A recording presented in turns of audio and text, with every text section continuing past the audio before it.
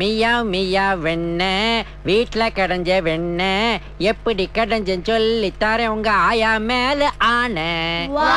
ஒரு சட்டியை எடு, அதுல தயிர ஊடு, அதுல மத்தா போட்டு டர்ரு டர்ருன்னு ஆட்டு. நான் இங்க தயிரை கடைஞ்சுக்கிட்டு இருக்கேன், இதுக்கு ரெண்டு இங்க என்னத்த கடையுதுங்க? போய் பைசல் பண்ணிருவோம். A1 பீஃப் கடையில தூங்குற மாடு மாதிரி இருக்கானுங்க, சொன்ன வேலை செய்யறானுங்களா?